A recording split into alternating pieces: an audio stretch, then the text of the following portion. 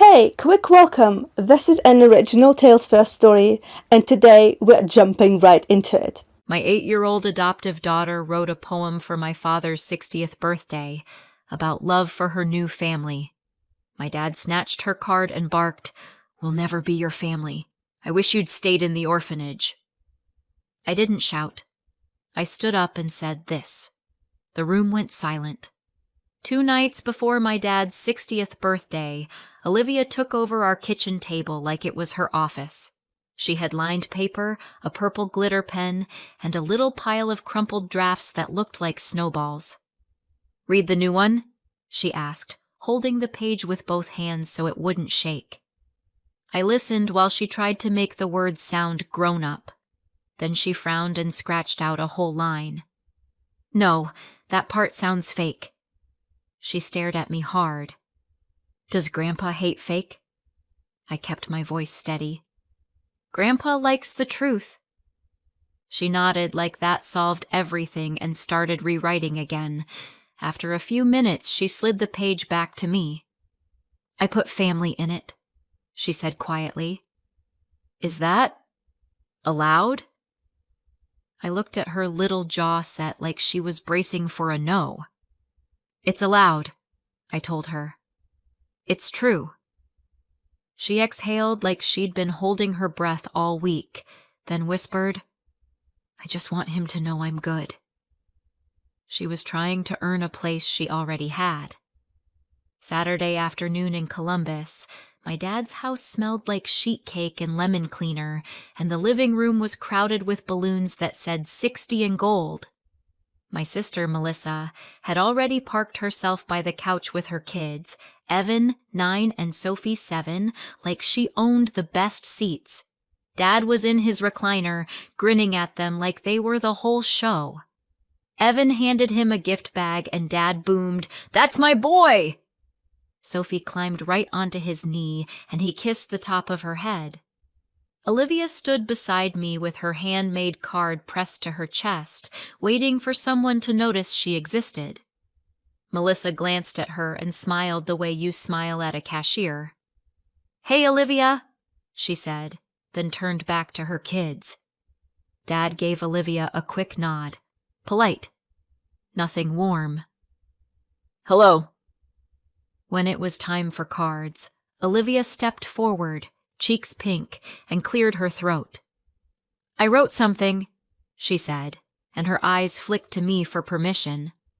I nodded. She read in a soft, careful voice. "Dear Grandpa, you're 60. That's big and true. You tell stories and fix things and make pancakes too. I didn't have a grandpa before, but now I do. Thank you for my new family. I love you." Dad's smile tightened like someone pulled a string behind it, and he didn't clap. For half a second after Olivia finished, the room stayed quiet like it was waiting for an adult to tell it what to do next. Olivia held out the card with both hands, the way she'd practiced, her eyes wide and hopeful. Dad leaned forward, took the card, too fast, too sharp, and his face went sour. He didn't read it again. He snapped it right out of her hands and barked, "We'll never be your family.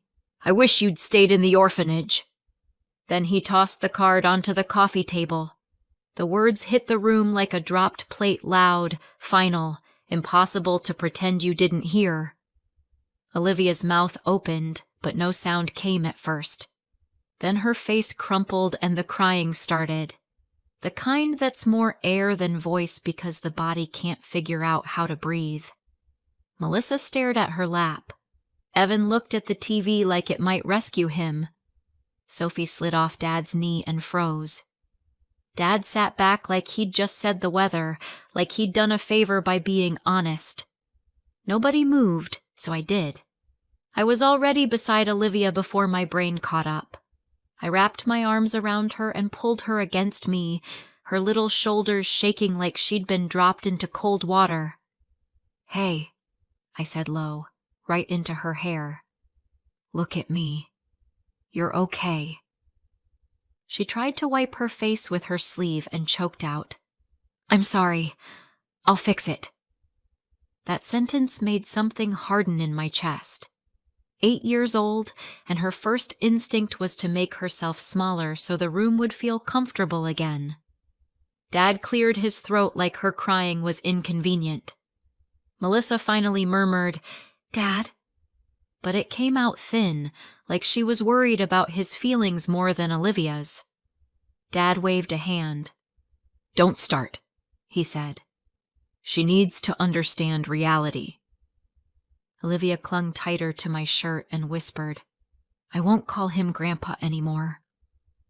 I held her and stared straight at my father, and I could feel exactly how alone she was in that room. Her tears soaked through my sleeve.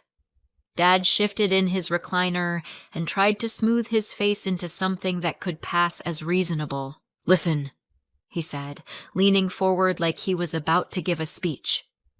"I didn't mean to upset her. But I'm not going to lie. I'm tired of everyone expecting me to pretend." I didn't answer yet. I kept my hand on Olivia's back, slow circles because she was still shaking. Dad kept talking anyway. "She's been here what, 6 months? That's not family. That's a situation. It takes time." He nodded at the card like it was evidence. "And all this talk about love? It feels rehearsed. It feels fake. She should wait until she actually means it." Olivia lifted her head just enough to hear that word, fake, and she flinched like she'd been slapped.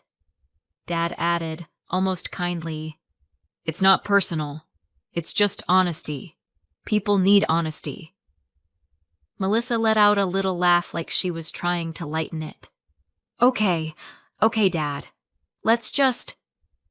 But Dad wasn't looking for lighter. He was looking for permission. His apology had teeth. Dad reached for the cake knife, like that could reset the room. "Let's move on," he said, too brisk.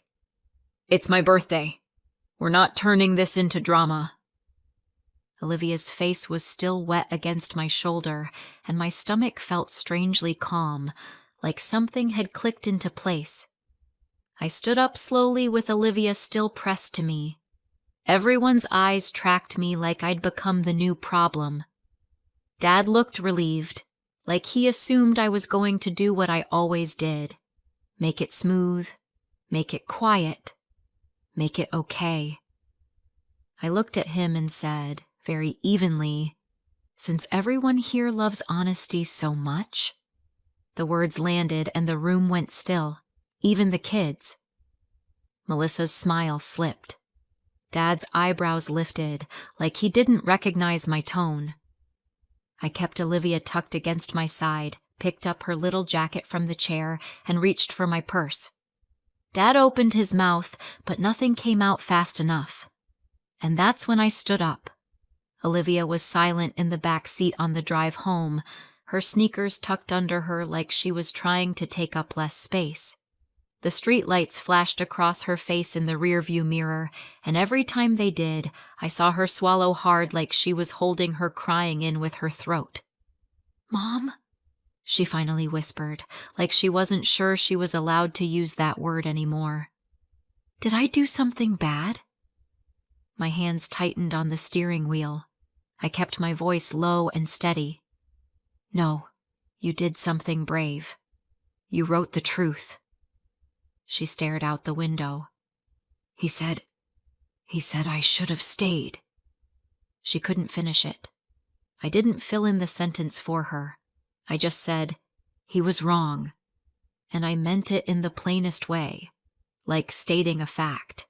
At the next red light, I reached back and let her hold 2 of my fingers. She grabbed them like a lifeline.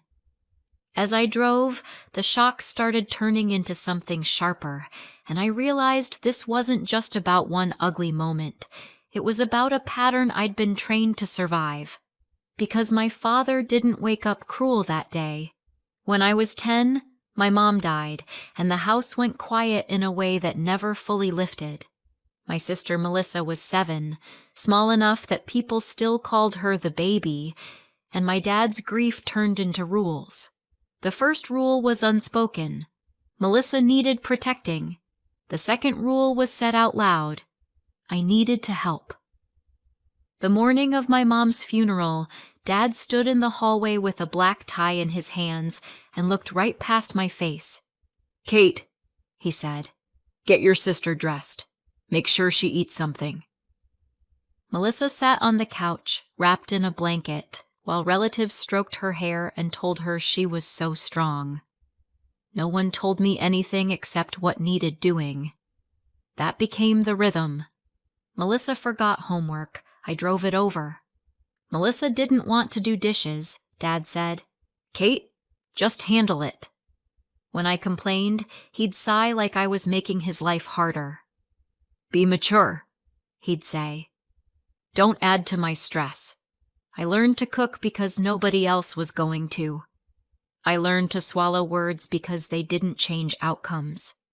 I became the helper, not the kid. By the time we were adults, Melissa had a husband, 2 kids, and the kind of confidence that comes from always being caught when you fall.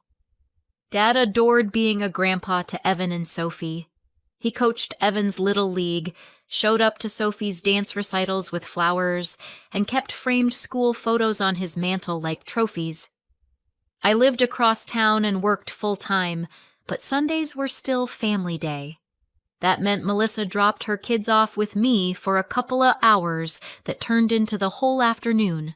I'd take them to Dad's, cook, and supervise while he hosted the big Sunday dinner without actually cooking or watching anyone.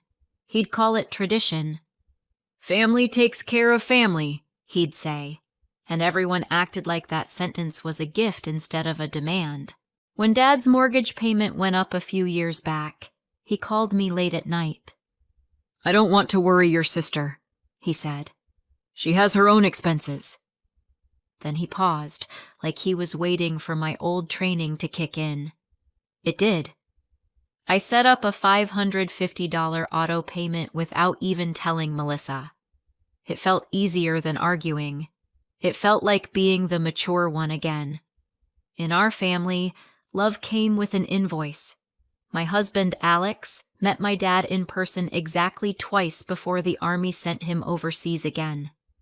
Alex is a doctor, smart, steady, the kind of man who doesn't raise his voice because he doesn't need to. We tried for kids for years, through appointments and tests, and that slow monthly disappointment that makes you count time differently. One night, after another call with a fertility specialist, Alex sat on a video call from a base clinic half a world away. His scrubs looked wrinkled and his eyes were tired, but his voice was clear. "Kate," he said, "I don't want our life to be a waiting room." I laughed once, sharp and bitter, then stopped because it wasn't funny. I wanted it to happen the normal way, I admitted. He nodded. "Normal isn't guaranteed. Love is a choice." Then he said, "Let's adopt." Like it was the simplest decision in the world. The next day, I printed forms and made a list and took a deep breath, because we weren't choosing easy. We were choosing ours. We chose the hard yes. I met Olivia in a beige office with a box of tissues on the table and a toy bin in the corner. She was sitting with her knees pulled up, clutching a stuffed fox that had one ear bent. Her hair was in 2 neat braids, and her eyes tracked everything like she was measuring the room for exits. When the caseworker introduced us, Olivia didn't smile. She just looked at me, serious, like she was studying whether I meant what I said. I knelt down so I wasn't towering over her. "Hi," I told her. "I'm Kate." She didn't say her name at first. She just whispered, "Do you have rules?" I answered honestly, "Yes, but we talk about them." The first night she slept at our house, she lined up her shoes by the door. The second night, she asked if she was allowed to open the fridge. By the 3rd week, she was correcting me if I called her Sweetie instead of Olivia, because she wanted her name used right. At month 4, she slipped and called me Mom in the grocery store, then froze like she'd broken a law. I just said, "Yep, "That's me," and kept walking so she didn't have to feel embarrassed. 6 months in, we were buried in adoption paperwork. The court date was still months away, and she was writing poems to belong. My dad hated the idea from the start, and he called it honesty, like that made it noble. When I told him we were adopting, he didn't ask about Olivia. He asked, "Why would you do that to yourself?" "She's a child," I said. "Not a punishment." He scoffed. "You're bringing a stranger into your house. If you can't have kids naturally, maybe that's your sign. Just don't have children." Then he added the part he knew would land. "And your husband is gone all the time. You're basically a single mom. This is a bad idea." Alex, listening on speaker from overseas, kept his voice even. "Sir, we're excited." Dad replied, "Don't sir me. You don't understand this family." Then Dad told me, "Don't expect me to play grandpa. Don't push it." I still invited him to his own birthday party with Olivia there, because part of me kept hoping time would soften him. I walked into that party still trying to win his approval. Back in my dad's living room, Olivia's crying had gone quieter, like she was running out of energy to be hurt. Dad reached for the cake again, pretending this was all a small bump. Melissa hovered by the kitchen doorway, eyes darting between us like she wanted someone else to fix it. I kept Olivia tucked against my side and faced my father. "Since everyone loves honesty that much here," I said, calm enough that it didn't sound like a threat, "I'm going to be honest too." Dad leaned back, almost smug, like he thought I was about to apologize for making a scene. I didn't. "Olivia is my daughter," I said, slow and clear. "I love her more than anything. And if you don't see her as family, then I'm no longer your family either." The words didn't shake. They just sat there, heavy, undeniable. Melissa's mouth opened. "Kate!" I cut her off without raising my voice. "Not today." Evan stared at the floor. Sophie looked like she might cry too. Dad's face went blank for a second, like he couldn't compute a boundary that didn't bend for him.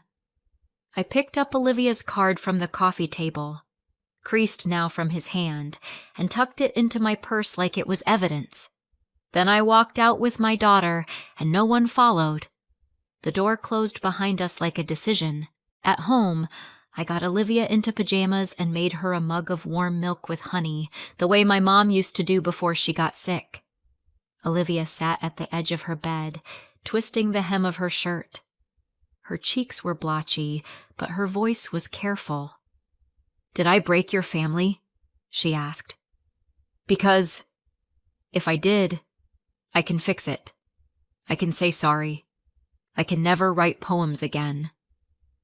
She swallowed and stared at her hands. "If poems make people mad, I don't want poems." I sat beside her and kept my tone steady. "You didn't break anything," I said. "Adults are responsible for adult choices." She shook her head, small and fierce. "But he said I shouldn't have been here. He said I should have stayed where I was." Her eyes went wet again. "What if you change your mind?"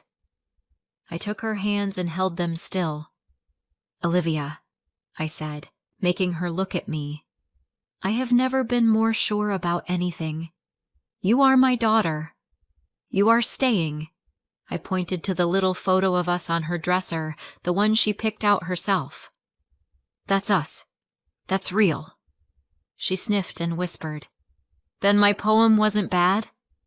I shook my head. "Your poem was love. The problem was him." I tucked her card, the one with the poem, into my nightstand.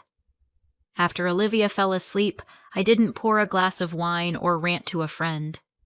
I sat at my laptop at the kitchen counter and opened my bank app like I was doing routine chores. The auto payment was there in black and white. $550 to my dad's mortgage account, scheduled like clockwork. I stared at it longer than I needed to. It hit me how many years I'd been quietly holding up his independence while he talked down to my choices. Family to him meant access and control. It meant I paid and stayed quiet. I clicked into the payment details and hit cancel. The app asked, "Are you sure?" Like it was a big dramatic thing. I was sure. I turned off the recurring transfer and watched the confirmation pop up. No fireworks, no sirens, just a line of text saying it wouldn't happen again. Then I made a new transfer, $550 into a savings account labeled adoption fees, because that money belonged to Olivia's future, not my dad's comfort. I closed the laptop, washed one mug in the sink, and went to bed. The $550 leash snapped quietly. Sunday mornings used to be automatic. Melissa would text "on my way" like it was a schedule I'd agreed to forever, and the kids would show up with backpacks and tablets and no real plan. That week, I woke up, made pancakes for Olivia, and let the house stay calm. At 9:07 a.m., Melissa texted, "Be there in 20. We're doing brunch after." I stared at it while Olivia colored at the table, humming like nothing could touch her in this moment. My hands wanted to do the old thing, smooth, accommodate, keep the peace. Instead, I typed, "We're not doing Sundays anymore. Please make other childcare plans." I reread it once to make sure it was factual, not emotional, then hit send. The response came fast. "Are you kidding? Dad already feels bad." Then, "We have plans." Then, "So you're punishing the kids now?" I didn't argue with the texts. I just put my phone face down and helped Olivia find the blue crayon she couldn't locate. A boundary doesn't need a speech. It needs consistency. My calendar finally belonged to us. Melissa called 5 minutes later.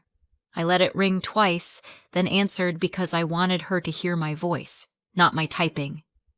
"Kate," she snapped, "what is wrong with you?" I kept my voice even. "I'm not babysitting today." She made a frustrated noise. "Dad said something stupid. He's old. He apologized." I didn't correct her because we both knew he hadn't apologized in any real way. Melissa pushed on. "My kids love you. You can't just blow up everyone's life because you're sensitive." "I'm not blowing up anything," I said. "I'm protecting my daughter." She scoffed. "Protecting her from what? A comment?"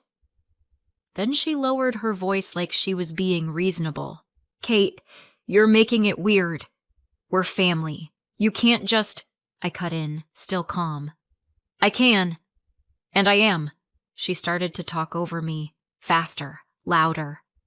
"So what? You're going to keep her from Dad forever? That's insane.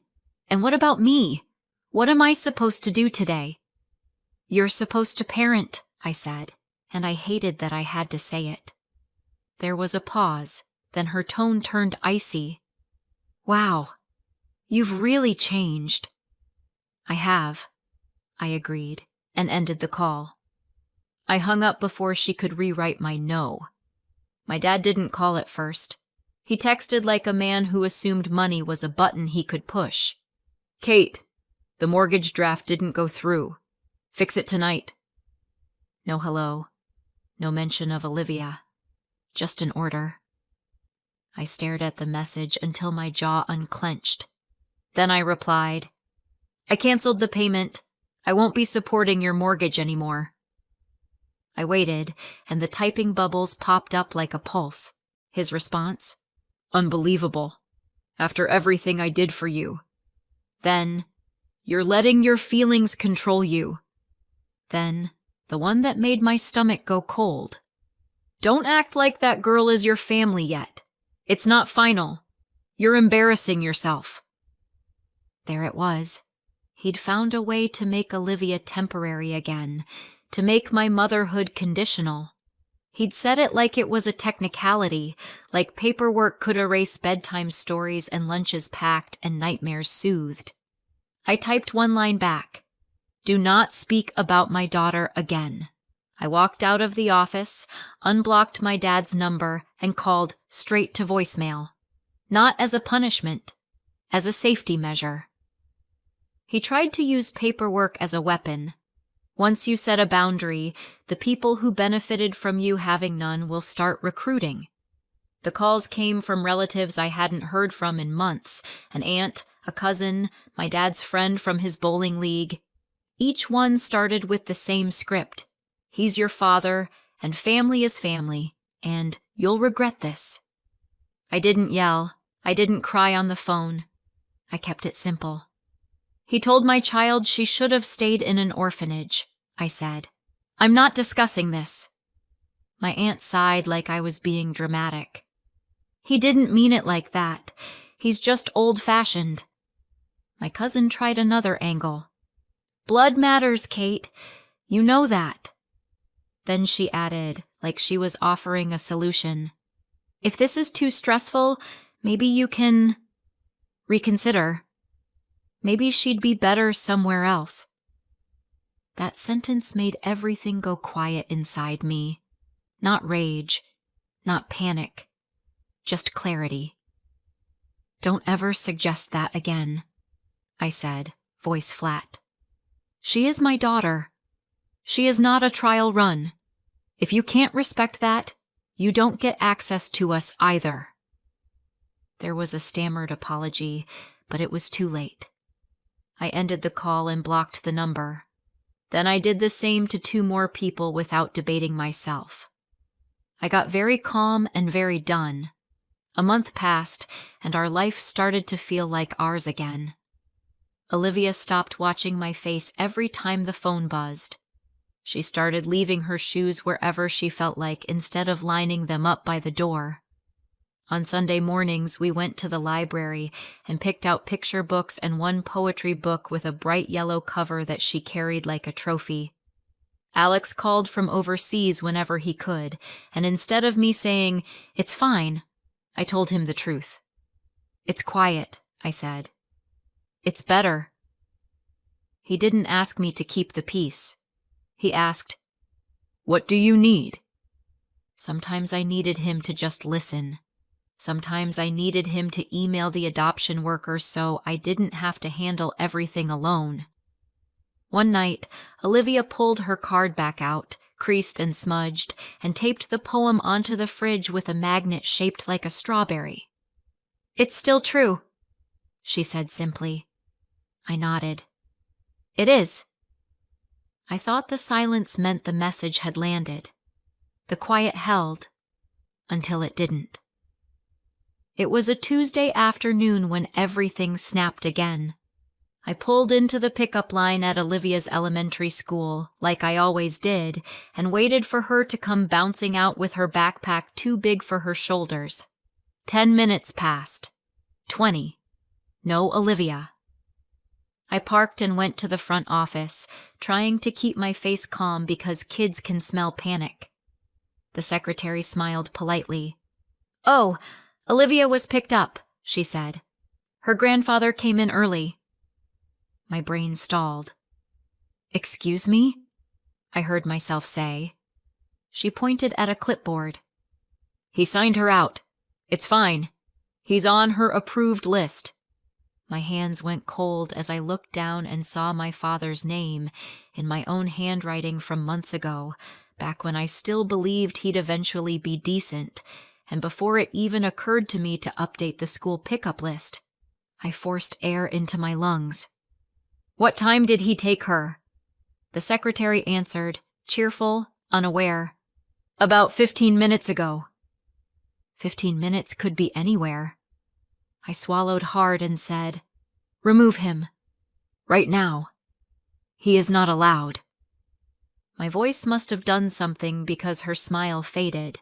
She nodded quickly and started clicking at her computer. I walked out of the office and tried my dad anyway, straight to voicemail. I called Melissa. No answer. I called Alex, and the second he picked up, I said, "He took her from school." Alex didn't ask questions. He just said, "Drive. I'm staying on the line." I drove like every red light was personal. My dad's driveway was full when I pulled up. Melissa's SUV, my dad's sedan, 2 kids' bikes tossed on the lawn. I didn't knock politely. I rang the bell once and opened the door when Melissa called, "It's open!" like this was a normal visit. Melissa appeared in the hallway, eyebrows already lifted like she was ready to scold me. "Kate, what are you doing?" I walked past her without touching her and went straight to the living room. Olivia was on the carpet, sitting stiff with her hands in her lap. My dad was on the couch, rolling a rubber ball toward her like he was trying to create a wholesome scene. "Come on, sweetheart," he was saying, voice syrupy. "Grandpa's just playing." Olivia didn't reach for the ball. Her eyes flicked up to me, wide and shiny, and her whole body shifted like she'd been holding still on purpose. The second she saw me, she stood fast and crossed the room in 3 steps. She grabbed my hand and pressed her face into my side like she needed to be sure I was real. I put my arm around her shoulders and felt how tense she was, like she'd turned into a wire. They had my daughter in their living room. I didn't scream. I didn't curse. I looked at my father and said, very clearly, "You took my child from school without telling me." My voice sounded like paperwork, flat, official. Alex's voice was still in my ear through my phone, quiet and controlled. Dad lifted his hands like he was calming a situation he'd created. "Kate, relax. I'm trying to make things right," he said. "I decided I'm ready to be her grandfather now." He smiled at Olivia like he expected gratitude. "See? No hard feelings." Olivia's grip tightened on my fingers. I angled my body so I was between her and him. "You don't get to be ready by taking her," I said. Melissa rolled her eyes. "Oh my God, Kate. He picked her up. It's not like he—" "Stop," I cut in, still calm.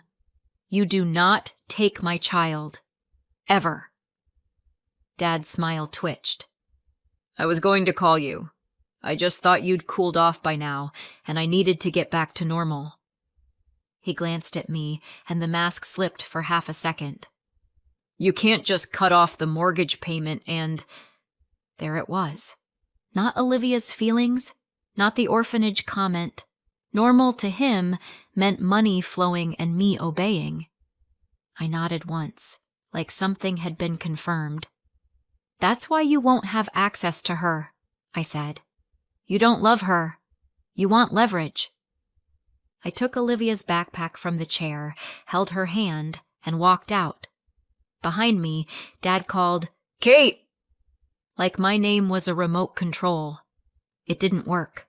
Normal was over, and he knew it. 6 months later, we sat in a small courthouse room while an adoption judge smiled at Olivia like she'd been waiting for her. Alex was beside me in a suit that still looked strange on him after all those uniforms, because he'd resigned from his overseas posting and taken a local doctor job so he could be home. Olivia wore a simple dress and held the same stuffed fox, the bent ear now stitched back up because she'd asked Alex to fix it like a real doctor. The judge asked Olivia if she understood what today meant. Olivia nodded hard. "It means I'm staying," she said, then glanced at me. "Forever?" The judge laughed softly and stamped the papers, and that sound, ink meeting official paper, felt like a door locking from the inside. At home, Olivia still writes poems. She writes them about pancakes and school buses and our dog's weird habit of stealing socks. Sometimes she writes about family, and the word doesn't sound dangerous anymore. I haven't spoken to my dad or Melissa since the day they took Olivia from school. I heard through a relative I hadn't blocked that Dad had to downsize and cancel a couple trips he'd been planning, and now he complains about me to anyone who will listen. That's fine. Complaints don't reach my front porch anymore. So tell me, was I right to cut them off? Or would you ever try reconnecting after something like that? Let me know in the comments and subscribe for more.